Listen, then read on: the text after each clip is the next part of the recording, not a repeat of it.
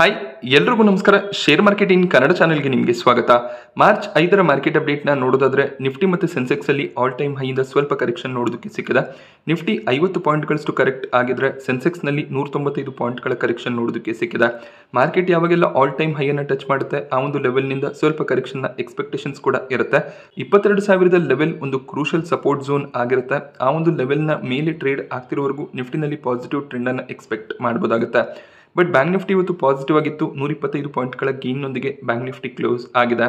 ನಿಫ್ಟಿಯ top gainers ಮತ್ತು losers ಅನ್ನು observe ಮಾಡಿದಾಗ ಟಾಟಾ ಮೋಟಾರ್ಸ್ ಟಾಪ್ ಗೇನರ್ ಆಗಿತ್ತು. 3.5% ಅಪ್ಸೈಡ್ ಟಾಟಾ ಮೋಟಾರ್ಸ್ನಲ್ಲಿ ನೋಡೋದಕ್ಕೆ ಸಿಕ್ಕಿದೆ. ಟಾಟಾ ಮೋಟಾರ್ಸ್ನ ಮ್ಯಾನೇಜ್ಮೆಂಟ್ ನಿನ್ನೆ ಬಿಸ್ನೆಸ್ ಅನ್ನು ಡಿಮರ್ಜ್ ಮಾಡೋದಕ್ಕೆ ಅಪ್ರೂವಲ್ ಅನ್ನು ಕೊಟ್ಟಿದ್ರು. ಇವರ ಕಮರ್ಷಿಯಲ್ ವೆಹಿಕಲ್, ಪ್ಯಾಸೆಂಜರ್ ವೆಹಿಕಲ್ ಎರಡು ಸೆಗ್ಮೆಂಟ್ಗಳು ಡಿಮರ್ಜ್ ಆಗ್ತದೆ. ಟಾಟಾ ಮೋಟಾರ್ಸ್ ಈಗೇನು ಮಾರ್ಕೆಟ್ನಲ್ಲಿ ಟ್ರೇಡ್ ಆಗ್ತದೆ ಅದು ಪ್ಯಾಸೆಂಜರ್ ವೆಹಿಕಲ್ ಸೆಗ್ಮೆಂಟ್ನ ಕಂಪನಿಯಾಗಿ ಟ್ರೇಡ್ ಆಗುತ್ತೆ. ಇನ್ನೊಂದು ಕಂಪನಿ ಸಪರೇಟ್ ಆಗಿ ಕಮರ್ಷಿಯಲ್ ವೆಹಿಕಲ್ ಸೆಗ್ಮೆಂಟ್ ನಲ್ಲಿ ಲಿಸ್ಟ್ ಆಗುತ್ತೆ. ಈ ಒಂದು ರೀಸನ್ ನಿಂದ ಸ್ಟಾಕ್ ಪ್ರೈಸ್ ನಲ್ಲಿ ಒಳ್ಳೆ ಒಂದು ಮೊಮೆಂಟಮ್ ಇವತ್ತು ನೋಡೋದಕ್ಕೆ ಸಿಕ್ಕಿದೆ. ಹಾಗೆ ಬ್ರೋಕರೇಜ್ಗಳು ತಮ್ಮ ಟಾರ್ಗೆಟ್ಸ್ ಅನ್ನ ಇನ್ಕ್ರೀಸ್ ಮಾಡಿದ್ದಾರೆ. JP ಮಾರ್ಗನ್ ಕಡೆಯಿಂದ ಈ ಮುಂಚೆ 988ರ ಟಾರ್ಗೆಟ್ ಪ್ರೈಸ್ ನೋಡೋದಕ್ಕೆ ಸಿಕ್ಕಿತ್ತು, ಅದು ಈಗ 1000ಕ್ಕೆ ಇನ್ಕ್ರೀಸ್ ಆಗಿದೆ. ಮಾರ್ಗನ್ ಸ್ಟ್ಯಾನ್ಲಿ 1013ರ ಟಾರ್ಗೆಟ್ ಪ್ರೈಸ್ ಅನ್ನು ಕೊಟ್ಟಿದ್ದಾರೆ. ನೋಮರ ಕಡೆಯಿಂದ 1057ರ ಟಾರ್ಗೆಟ್ ಪ್ರೈಸ್ ನೋಡೋದಕ್ಕೆ ಸಿಗ್ತದೆ. ಈಗೇನು ಟಾಟಾ ಮೋಟಾರ್ಸ್ ಟ್ರೇಡ್ ಆಗ್ತದೆ ಅದೇ ಒಂದು ಪ್ರೈಸ್ನ ಅರೌಂಡ್ ಅಲ್ಲಿ ಬ್ರೋಕರೇಜ್ ಟಾರ್ಗೆಟ್ಗಳು ಕೂಡ ನೋಡೋದಕ್ಕೆ ಸಿಗ್ತದೆ. ಈ ಒಂದು ಪ್ರೈಸ್ ನಿಂದ ಹೆಚ್ಚಿನ ಒಂದು ಅಪ್ಸೈಡ್ ನ ಪಾಸಿಬಿಲಿಟಿ ಇಲ್ಲ ಅನ್ನೋದು ಕೂಡ ಬ್ರೋಕರೇಜ್ಗಳ ಒಂದು ವ್ಯೂ ಆಗಿರುತ್ತೆ. ಟಾಟಾ ಮೋಟಾರ್ಸ್ನ ಸೇಲ್ಸ್ ತುಂಬಾನೇ ಚೆನ್ನಾಗಿ ಕಾಣಿಸ್ತಿದೆ. ಜಾಗ್ವಾರ್ ಲ್ಯಾಂಡ್ ರೋವರ್ ಸೆಗ್ಮೆಂಟ್ ಕೂಡ ಚೆನ್ನಾಗಿ ಮಾಡ್ತಿದೆ.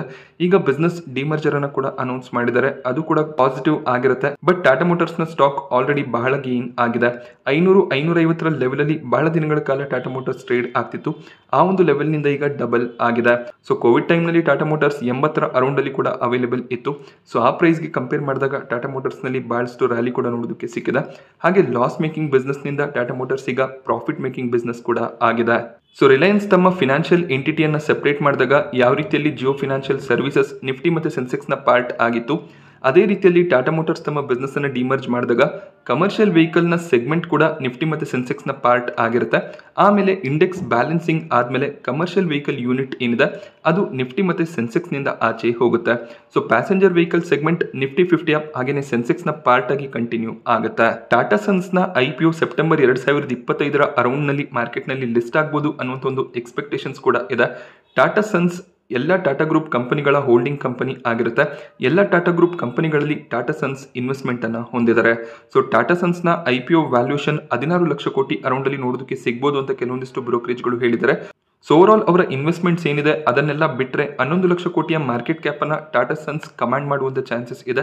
ಇದರಲ್ಲಿ ಅಟ್ಲೀಸ್ಟ್ 5% ಸ್ಟೇಕ್ ಸೇಲ್ ಅನ್ನು ಅವರು ಪ್ಲಾನ್ ಮಾಡಿದ್ರು ಕೂಡ 55,000 ಕೋಟಿ ಅರೌಂಡ್ ಅಲ್ಲಿ IPO ನೋಡೋದಕ್ಕೆ ಸಿಗಬಹುದು ಅನ್ನೋದು ಎಕ್ಸ್ಪರ್ಟ್ ಗಳ ವ್ಯೂ ಆಗಿರುತ್ತೆ. ಸೊ ನೋಡ್ಬೇಕಾಗುತ್ತೆ ಟಾಟಾ ಸನ್ಸ್ ಯಾವ ರೀತಿಯಲ್ಲಿ IPO ಪ್ಲಾನ್ಸ್ ಅನ್ನ ಮಾಡ್ತಾರೆ ಅಂತ.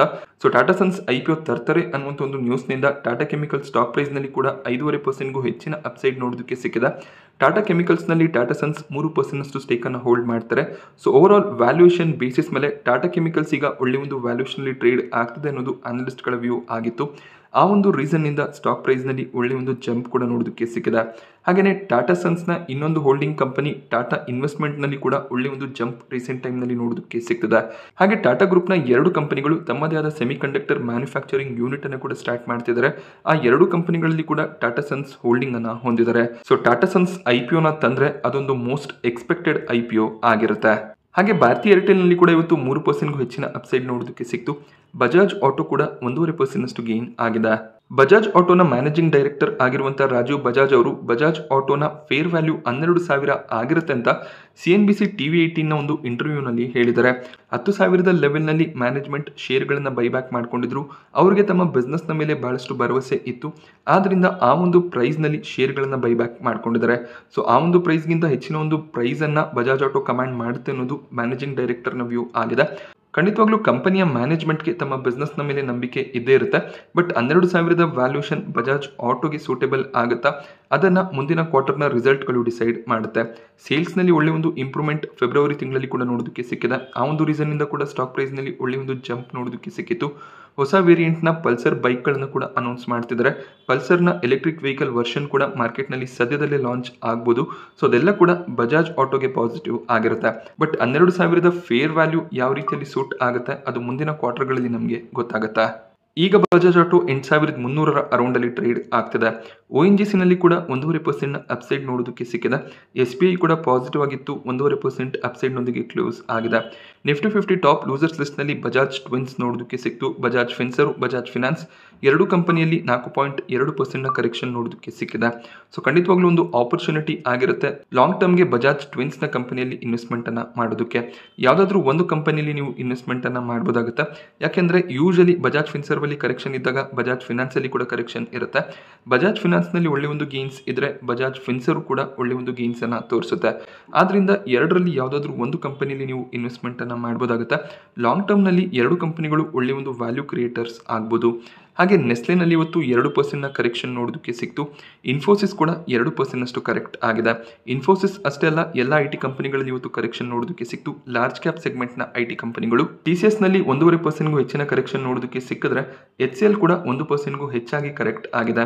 ಇದಕ್ಕೆ ರೀಸನ್ CLSA, TCS ಮತ್ತೆ HCL ಟೆಕ್ ಸ್ಟಾಕ್ ಅನ್ನ ಡೌನ್ ಗ್ರೇಡ್ ಮಾಡಿದ್ದಾರೆ. TCS ನಲ್ಲಿ ಸೆಲ್ ಕಾಲ್ ಅನ್ನ ಕೊಟ್ಟಿದ್ದು 3,925 ಟಾರ್ಗೆಟ್ ಪ್ರೈಸ್ ಅನ್ನ ಕೊಟ್ಟಿದ್ದಾರೆ. HCL ನಲ್ಲಿ ಅಂಡರ್ ಪರ್ಫಾರ್ಮ್ ರೇಟಿಂಗ್ ಅನ್ನ ಕೊಟ್ಟಿದ್ದು 1,536 ಟಾರ್ಗೆಟ್ ಪ್ರೈಸ್ ಅನ್ನ CLSA ಕೊಡ್ತಿದ್ದಾರೆ. HCL ಟೆಕ್ ಈಗ 1,600 ಮೇಲ್ಗಡೆ ಟ್ರೇಡ್ ಆಗ್ತದೆ. ಈ ಒಂದು ಪ್ರೈಸ್ ನಿಂದ ಸ್ವಲ್ಪ ಕರೆಕ್ಷನ್ ನ ಎಕ್ಸ್ಪೆಕ್ಟೇಷನ್ಸ್ ಇರುತ್ತೆ ಅನ್ನೋದು CLSA ನ ವ್ಯೂ ಆಗಿದೆ. May be single digit revenue growth, single digit profit growth, valuation ಅನ್ನ ಎಕ್ಸ್ಪೆನ್ಸಿವ್ ಮಾಡುತ್ತೆ ಅನ್ನೋದು CLSA ನ ವ್ಯೂ ಆಗಿರುತ್ತೆ. ರೀಸೆಂಟ್ ಆಗಿ ಬಹಳಷ್ಟು ಬ್ರೋಕರೇಜ್ಗಳು TCS ಮತ್ತೆ ಇನ್ಫೋಸಿಸ್ ನಲ್ಲಿ ಒಳ್ಳೆ ಒಂದು ಬೈ ಕಾಲ್ ಅನ್ನ ಕೊಟ್ಟಿದ್ರು. ಬಟ್ CLSA ಈ ಸ್ಟಾಕ್ ಗಳನ್ನ ಡೌನ್ ಗ್ರೇಡ್ ಮಾಡ್ತಿದ್ದಾರೆ. ಇದು ಪರ್ಟಿಕ್ಯುಲರ್ ಬ್ರೋಕರೇಜ್ ನ ರಿಸರ್ಚ್ ನ ಮೇಲೆ ಡಿಪೆಂಡ್ ಆಗಿರುತ್ತೆ.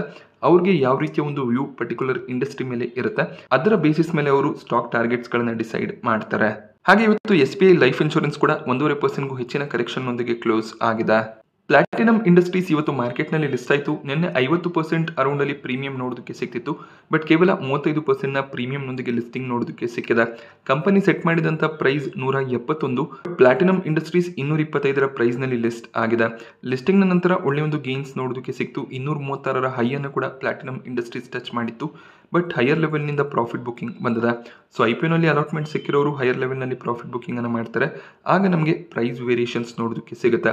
ಸೊ ನೆನ್ನೆ ಕೂಡ ನಾನು ನಿಮಗೆ ಹೇಳಿದ್ದೆ 50% ಅಷ್ಟು ಪ್ರಾಫಿಟ್ ಬುಕಿಂಗ್ ಅನ್ನ ಮಾಡ್ಕೋಬಹುದು ಅಂತ. ಸೊ ಖಂಡಿತವಾಗ್ಲೂ 50% ಅಷ್ಟು ಪ್ರಾಫಿಟ್ ಬುಕಿಂಗ್ ಅನ್ನ ಈ ಒಂದು ಲೆವೆಲ್ ನಲ್ಲಿ ಕೂಡ ಮಾಡಿಕೊಂಡು ಮಿಕ್ಕ 50% ಶೇರ್ ಗಳನ್ನ ಬೇಕಿದ್ರೆ ನೀವು ಲಾಂಗ್ ಟರ್ಮ್ ಗೆ ಕಂಟಿನ್ಯೂ ಮಾಡಬಹುದಾಗುತ್ತೆ. ಹಾಗೆ ಎಕ್ಸಿಕಾಮ್ ಕೂಡ ಮಾರ್ಕೆಟ್ ನಲ್ಲಿ ಲಿಸ್ಟ್ ಆಗಿದೆ. 100% ಅಷ್ಟು ಲಿಸ್ಟಿಂಗ್ ಇನ್ನ ಎಕ್ಸ್ಪೆಕ್ಟೇಷನ್ಸ್ ಇತ್ತು. ಬಟ್ 87% ನ ಪ್ರೀಮಿಯಂ ನೊಂದಿಗೆ ಲಿಸ್ಟ್ ಆಗಿದೆ. ಕಂಪನಿ ಸೆಟ್ ಮಾಡಿದಂತ ಪ್ರೈಸ್ 142. ಬಟ್ 265 ಪ್ರೈಸ್ ನಲ್ಲಿ ಎಕ್ಸಿಕಾಮ್ ಮಾರ್ಕೆಟ್ ನಲ್ಲಿ ಲಿಸ್ಟ್ ಆಗಿದೆ. ಆ ಒಂದು ಪ್ರೈಸ್ ನಿಂದ ಸ್ವಲ್ಪ ಗೇನ್ ನೋಡೋದಕ್ಕೆ ಸಿಕ್ತು. ಅದಾದ್ಮೇಲೆ ಒಂದು ಸಡನ್ ಸೆಲ್ಲಿಂಗ್ ಪ್ರೆಷರ್ ಬಂದಿದೆ. 224 ಪ್ರೈಸ್ ನಲ್ಲಿ ಎಕ್ಸಿಕಾಮ್ ಕ್ಲೋಸಿಂಗ್ ಅನ್ನ ಕೊಟ್ಟಿದೆ. ಎಕ್ಸಿಕಾಮ್ EV ಚಾರ್ಜರ್ಸ್ ಗಳನ್ನ ಮ್ಯಾನುಫ್ಯಾಕ್ಚರ್ ಮಾಡುವಂತ ಕಂಪನಿ. ಆ ಚಾರ್ಜರ್ಸ್ ಗಳನ್ನ ಮ್ಯಾನುಫ್ಯಾಕ್ಚರ್ ಮಾಡಿ ಅದನ್ನ ಅವರು ಪ್ಲಾಂಟ್ ಕೂಡ ಮಾಡ್ತಾರೆ. ಸೊ ಬಹಳಷ್ಟು IPOಗಳಲ್ಲಿ ಒಳ್ಳೆ ಒಂದು ಪ್ರೀಮಿಯಂ ಇದ್ದಾಗ ಈ ರೀತಿ ಒಂದು ಪ್ರಾಫಿಟ್ ಬುಕಿಂಗ್ ಬರುತ್ತೆ. ಎಕ್ಸಿಕಾಮ್ನ ಅಲಾಟ್ಮೆಂಟ್ ನಿಮಗೆ ಸಿಕ್ಕಿದ್ರೆ ಇಲ್ಲೂ ಕೂಡ ಅಷ್ಟೇ ಸ್ವಲ್ಪ ಪ್ರಾಫಿಟ್ ಬುಕಿಂಗ್ ಅನ್ನ ಮಾಡ್ಬೋದು. 170, 180 ಲೆವೆಲ್ ಅಲ್ಲಿ ಸಿಕ್ಕಿದ್ರೆ ಆಗ ಸ್ವಲ್ಪ ಶೇರ್ಗಳನ್ನ ಆಡ್ ಮಾಡ್ಕೋಬಹುದಾಗುತ್ತೆ. ನಿನ್ನೆ ಕೂಡ ನಾನು ನಿಮಗೆ ಹೇಳಿದೆ ಕಂಪ್ಲೀಟ್ ಆಗಿ ಎಕ್ಸಿಟ್ ಆಗ್ಬೋದು ಅಂತ. ಬಟ್ ಸ್ಟಿಲ್ ನೀವು ಹೋಲ್ಡ್ ಮಾಡ್ತೀರಾ ಅಂದ್ರೆ 50% ಶೇರ್ಗಳನ್ನ ಹೋಲ್ಡ್ ಮಾಡಬಹುದಾಗುತ್ತೆ. ಭಾರತ್ ಹೈವೇಸ್ ಇನ್ಫ್ರಾ ಇನ್ವೆಸ್ಟ್ಮೆಂಟ್ ನಲ್ಲಿ ಕೇವಲ ₹2 ಪ್ರೀಮಿಯಂ ನೋಡೋದಕ್ಕೆ ಸಿಗ್ತದೆ. ಈ IPO ನಾಳೆ ಮಾರ್ಕೆಟ್ ನಲ್ಲಿ ಲಿಸ್ಟ್ ಆಗುತ್ತೆ. ಒಂದು ಫ್ಲಾಟ್ ಲಿಸ್ಟಿಂಗ್ ನ ಎಕ್ಸ್ಪೆಕ್ಟೇಷನ್ಸ್ ಈ ಕಂಪನಿ ಕಡೆಯಿಂದ ಇರುತ್ತೆ. ಹಾಗೆ ಮುಖಾ ಪ್ರೋಟೀನ್ಸ್ ನಲ್ಲಿ ಸ್ಟ್ರಾಂಗ್ ಪ್ರೀಮಿಯಂ ಕಂಟಿನ್ಯೂ ಆಗ್ತದೆ. 125% ನ ಲಿಸ್ಟಿಂಗ್ ಇನ್ ಎಕ್ಸ್ಪೆಕ್ಟೇಷನ್ಸ್ ಇದೆ. ನಾಳೆ ಬೆಳಿಗ್ಗೆ ಅಲಾಟ್ಮೆಂಟ್ ಫೈನಲೈಸ್ ಆಗ್ಬೋದು. ಲಿಂಕ್ ಅನ್ನು ನಾನು ಟೆಲಿಗ್ರಾಮ್ ಅಲ್ಲಿ ಶೇರ್ ಮಾಡ್ತೀನಿ. ಟೆಲಿಗ್ರಾಮ್ ನ ಲಿಂಕ್ ನಿಮಗೆ ಡಿಸ್ಕ್ರಿಪ್ಷನ್ ಬಾಕ್ಸ್ ಅಲ್ಲಿ ಅವೈಲೇಬಲ್ ಇರುತ್ತೆ. RK ಸ್ವಾಮಿ ಲಿಮಿಟೆಡ್ ನ 2ನೇ ದಿನದ ಸಬ್ಸ್ಕ್ರಿಪ್ಷನ್ ಎಂಡ್ ಆಗಿದೆ. QIB ಕ್ಯಾಟಗರಿ 0.4 ಟೈಮ್ ಮಾತ್ರ ಸಬ್ಸ್ಕ್ರೈಬ್ ಆಗಿದೆ. NII ಕ್ಯಾಟಗರಿಯಲ್ಲಿ 10 ಟೈಮ್ ನ ಸಬ್ಸ್ಕ್ರಿಪ್ಷನ್ ನೋಡೋದಕ್ಕೆ ಸಿಕ್ಕಿದೆ. ರಿಟೇಲ್ ಕ್ಯಾಟಗರಿ 18 ಟೈಮ್ ನಷ್ಟು ಸಬ್ಸ್ಕ್ರೈಬ್ ಆಯಿತು. ಎಂಪ್ಲಾಯ್ ಕ್ಯಾಟಗರಿ 1.5 ಟೈಮ್ ಸಬ್ಸ್ಕ್ರೈಬ್ ಆಗಿದೆ. ಟೋಟಲ್ ಆಗಿ ಇಶ್ಯೂ 6 ಟೈಮ್ ಸಬ್ಸ್ಕ್ರೈಬ್ ಆಗ್ತಿರೋದು ಕಾಣಿಸ್ತದೆ. 30% ಲಿಸ್ಟಿಂಗ್ ಇನ್ ಎಕ್ಸ್ಪೆಕ್ಟೇಷನ್ಸ್ ಇರುತ್ತೆ. ಸೊ ಲಿಸ್ಟಿಂಗ್ ಏನ್ಗಳಿಗೋಸ್ಕರ ಅಪ್ಲಿಕೇಶನ್ ಅನ್ನು ಹಾಕ್ಬೋದಾಗುತ್ತೆ. ಬಟ್ ರಿಟೇಲ್ ಕ್ಯಾಟಗರಿಯಲ್ಲಿ ಆಲ್ರೆಡಿ ಬಹಳಷ್ಟು ಅಪ್ಲಿಕೇಶನ್ಸ್ಗಳು ಬಂದಿದೆ. ಆದ್ರಿಂದ ಅಲಾಟ್ಮೆಂಟ್ ನ ಚಾನ್ಸಸ್ ಕೂಡ ಕಡಿಮೆನೇ ಇರುತ್ತೆ. JG ಕೆಮಿಕಲ್ ನ IPO ಇವತ್ತು ಸಬ್ಸ್ಕ್ರಿಪ್ಷನ್ಗೆ ಓಪನ್ ಆಗಿದೆ. ಇದರ ಬಗ್ಗೆ ಆಲ್ರೆಡಿ ಡೀಟೇಲ್ ವಿಡಿಯೋನ ಕೂಡ ನಾನು ಮಾಡಿದ್ದೀನಿ. ಆ ವಿಡಿಯೋ ಲಿಂಕ್ ನಿಮಗೆ ಐ ಬಟನ್ ಹಾಗೆ ಡಿಸ್ಕ್ರಿಪ್ಷನ್ ಬಾಕ್ಸ್ ಅಲ್ಲಿ ಅವೈಲೇಬಲ್ ಇರುತ್ತೆ. ರಿಟೇಲ್ ಕ್ಯಾಟಗರಿ ಮೊದಲನೇ ದಿನಾನೇ 4 ಟೈಮ್ ನಷ್ಟು ಸಬ್ಸ್ಕ್ರೈಬ್ ಆಗಿದೆ. NII ಕ್ಯಾಟಗರಿ ಕೂಡ 3 ಟೈಮ್ ಸಬ್ಸ್ಕ್ರೈಬ್ ಆಗ್ತಿರೋದು ಕಾಣಿಸ್ತದೆ. ಸಣ್ಣ ಸೈಜ್ ನ IPO ಆಗಿರುತ್ತೆ. 20% ಲಿಸ್ಟಿಂಗ್ ಇನ್ ಎಕ್ಸ್ಪೆಕ್ಟೇಷನ್ಸ್ ಇದೆ. ಕೆಮಿಕಲ್ ಸೆಕ್ಟರ್ ನ ಕಂಪನಿ ಲಿಸ್ಟಿಂಗ್ ಇನ್ಗಳಿಗೋಸ್ಕರ ಅಪ್ಲಿಕೇಶನ್ ಅನ್ನು ಹಾಕ್ಬೋದು. ಬಟ್ ಸ್ಟಿಲ್ ಕೊನೆ ದಿನದವರೆಗೂ ವೆಯ್ಟ್ ಮಾಡಿ ಪ್ರೀಮಿಯಂ ಯಾವ ರೀತಿಯಲ್ಲಿ ಇದೆ ಅದರ ಬೇಸಿಸ್ ಮೇಲೆ ಡಿಸಿಷನ್ ಅನ್ನ ತಗೋಬಹುದಾಗುತ್ತೆ. IIFL ಫಿನಾನ್ಸ್ ಸ್ಟಾಕ್ ಪ್ರೈಸ್ ನಲ್ಲಿ ಇವತ್ತು ಲೋವರ್ ಸರ್ಕ್ಯೂಟ್ ನೋಡೋದಕ್ಕೆ ಸಿಕ್ತು. 20% ನ ಲೋವರ್ ಸರ್ಕ್ಯೂಟ್ ನೊಂದಿಗೆ IIFL ಫಿನಾನ್ಸ್ ಕ್ಲೋಸ್ ಆಗಿದೆ. ಇದಕ್ಕೆ ರೀಸನ್ RBI ನ ರೆಸ್ಟ್ರಿಕ್ಷನ್ ಆಗಿರುತ್ತೆ. RBI IIFL ಫಿನಾನ್ಸ್ನ ಫಿನಾನ್ಷಿಯಲ್ ರೆಕಾರ್ಡ್ಸನ್ನು ಚೆಕ್ ಮಾಡಿದರೆ ಗೋಲ್ಡ್ ಲೋನ್ನ ಪೋರ್ಟ್ಫೋಲಿಯೋನಲ್ಲಿ ಕೆಲವೊಂದಿಷ್ಟು ಡಿಸ್ಕ್ರಿಪೆನ್ಸೀಸ್ ನೋಡೋದಕ್ಕೆ ಸಿಕ್ಕಿದೆ. ಆದ್ದರಿಂದ ಇನ್ನು ಮುಂದೆ ಹೊಸದಾಗಿ ಯಾವುದೇ ರೀತಿಯ ಗೋಲ್ಡ್ ಲೋನ್ನ ಡಿಸ್ಟ್ರಿಬ್ಯೂಟ್ ಮಾಡಬಾರ್ದು ಅಂತ RBI ರೆಸ್ಟ್ರಿಕ್ಷನ್ ಅನ್ನು ಹಾಕಿದ್ದಾರೆ. ಈ ಒಂದು ನ್ಯೂಸ್ನಿಂದ ಸ್ಟಾಕ್ ಪ್ರೈಸ್ನಲ್ಲಿ ವೀಕ್ನೆಸ್ ನೋಡೋದಕ್ಕೆ ಸಿಕ್ಕಿದೆ. ಇದಾದಮೇಲೆ ಮ್ಯಾನೇಜ್ಮೆಂಟ್ ಕ್ಲಾರಿಫಿಕೇಶನ್ಸ್ಗಳನ್ನು ಕೂಡ ಕೊಟ್ಟಿದ್ದಾರೆ. ನಾವು RBIನ ಸ್ಟ್ಯಾಂಡರ್ಡ್ಸ್ ಏನಿದೆ ಅದರ ಪ್ರಕಾರನೇ ನಮ್ಮ ಬಿಸ್ನೆಸ್ಸನ್ನು ಮಾಡ್ತಿದ್ದೀವಿ. ಹಾಗೆ ಏನಾದರೂ ಪ್ರಾಬ್ಲಮ್ಸ್ ಇದ್ದರೆ ಅದನ್ನು ರೆಕ್ಟಿಫೈ ಮಾಡಿ ಬಿಸ್ನೆಸ್ಸನ್ನು ಸರಿ ಮಾಡ್ತೀವಿ ಅಂತ ಹೇಳಿದ್ದಾರೆ. ಗೋಲ್ಡ್ ಲೋನ್ ಬುಕ್ನ ಡಿಸ್ಕ್ರಿಪೆನ್ಸೀಸ್ ಕಂಪನಿ ಸರಿ ಮಾಡಿದ್ರೆ ಮತ್ತೆ RBI ಗೋಲ್ಡ್ ಲೋನ್ ಅನ್ನು ಡಿಸ್ಟ್ರಿಬ್ಯೂಟ್ ಮಾಡೋದಕ್ಕೆ ಪರ್ಮಿಷನ್ ಅನ್ನ ಕೊಡಬಹುದು. ಸೊ IIFL ಫಿನಾನ್ಸ್ಗೆ RBIನ ಕಡೆಯಿಂದ ಗೋಲ್ಡ್ ಲೋನ್ ಡಿಸ್ಟ್ರಿಬ್ಯೂಟ್ ಮಾಡಬಾರ್ದು ಅನ್ನುವಂಥ ಒಂದು ರೆಸ್ಟ್ರಿಕ್ಷನ್ ಬಂದಿರೋದ್ರಿಂದ ಮುತ್ತೂಟ್ ಫಿನಾನ್ಸ್ ಹಾಗೆ ಮನಪ್ಪುರಂ ಫಿನಾನ್ಸ್ನಲ್ಲಿ ಬೆಳಗಿನ ಸೆಷನಲ್ಲಿ ಒಳ್ಳೆ ಒಂದು ಪಾಸಿಟಿವ್ ಓಪನಿಂಗ್ ನೋಡೋದಕ್ಕೆ ಸಿಕ್ಕಿತ್ತು. ಅದಾದಮೇಲೆ ಸ್ಟಾಕ್ ಪ್ರೈಸ್ನಲ್ಲಿ ಸ್ವಲ್ಪ ಸೆಲ್ಲಿಂಗ್ ಪ್ರೆಷರ್ ಕೂಡ ನೋಡೋದಕ್ಕೆ ಸಿಕ್ಕಿದೆ. ಆದರೂ ಕೂಡ 2% ಅಪ್ಸೈಡ್ನೊಂದಿಗೆ ಮುತ್ತೂಟ್ ಫಿನಾನ್ಸ್, 1% ಗೇನ್ನೊಂದಿಗೆ ಮನಪ್ಪುರಂ ಫಿನಾನ್ಸ್ ಕ್ಲೋಸ್ ಆಗಿದೆ. ಝೊಮ್ಯಾಟೊನಲ್ಲಿ ನಾಳೆ ಒಂದು ಬ್ಲಾಕ್ ಡೀಲ್ ಬರುವಂಥ ಚಾನ್ಸಸ್ ಇದೆ. 2800 ಕೋಟಿಯಷ್ಟು ಅಮೌಂಟ್ನ ಶೇರ್ಸ್ಗಳನ್ನು ಆ್ಯಂಡ್ ಫಿನಾನ್ಷಿಯಲ್ಸ್ ಸೆಲ್ ಮಾಡುವಂಥ ಚಾನ್ಸಸ್ ಇರುತ್ತೆ. ಆ್ಯಂಡ್ ಫಿನಾನ್ಷಿಯಲ್ಸ್ 6.32% ಸ್ಟೇಕನ್ನು ಝೊಮ್ಯಾಟೊದಲ್ಲಿ ಈಗಲೂ ಕೂಡ ಹೋಲ್ಡ್ ಮಾಡ್ತಿದ್ದಾರೆ.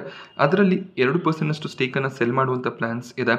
ನವೆಂಬರ್ 2023ರಲ್ಲಿ ಇದೇ ರೀತಿಯ ಒಂದು ಸೆಲ್ಲಿಂಗನ್ನು ಆ್ಯಂಡ್ ಫಿನಾನ್ಷಿಯಲ್ಸ್ ಮಾಡಿದ್ರು.